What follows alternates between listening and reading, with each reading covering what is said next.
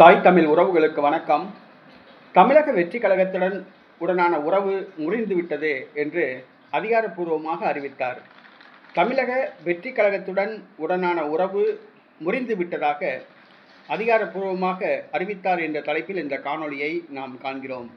தமிழக வெற்றி கழகம் 2026இல் 108 தொகுதிகளில் வெற்றி பெற்றது. ஒரு தொகுதியை ராஜினாமா செய்தார் விஜய். 107 தொகுதிகள் பெரும்பான்மை பெறுவதற்கு மேலும் 11 சட்டசபை உறுப்பினர்கள் தேவைப்பட்டது. சட்டசபையில் அவர் நம்பிக்கை தீர்மானம் கொண்டு வந்தார் ஜோசப் விஜய். மே 10ஆம் தேதி முதலமைச்சராக பொறுப்பேற்றார். சட்டசபையில் நம்பிக்கை தீர்மானம் கொண்டு வந்தார். அதிமுகவை சார்ந்த 42 சட்டமன்ற உறுப்பினர்களில் 25 பேர் வேலுமணி தலைமையில் விஜய் அரசுக்கு ஆதரவளித்தனர். மேலும் 12 பேர் எதிர்த்து வாக்களித்தனர். அதிமுக சட்டமன்ற குழு இரண்டாக உடைந்தது. ஆனால் வாக்கெடுப்புக்கு பிறகு மீண்டும் ஒருங்கிணைந்தது.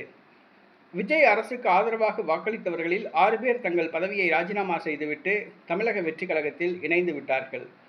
இந்த சூழ்நிலையில் அதிமுகவில் பூசல் வெடித்துள்ளது.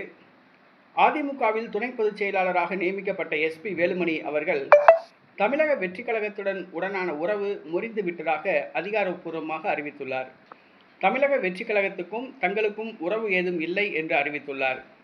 திமுக ஆட்சிக்கு வரக்கூடாது என்பதற்காகவே தமிழக வெற்றி கழகத்துக்கு சட்டசபையில் நம்பிக்கை வாக்கெடுப்பின் போது வாக்களித்ததாக தெரிவித்தார்.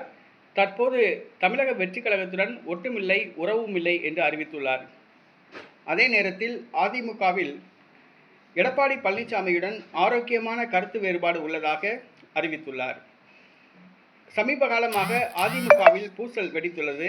எடப்பாடி பழனிசாமிக்கு எதிராக SP வேலுமணிக்கு ஆதரவாக பொதுக்குழு உறுப்பினர்கள் திரண்டு வருகிறார்கள்.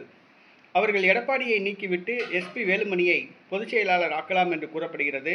அதே நேரத்தில் SP வேலுமணி தலைமையிலான அதிமுகவினர் தமிழக வெற்றி கழகத்தில் இணையலாம் என்று கூறப்படுகிறது. இந்த சூழ்நிலையில் தமிழக வெற்றி கழகத்துடன் உறவு முறிந்துவிட்டதாக அறிவித்துள்ளார் SP வேலுமணி.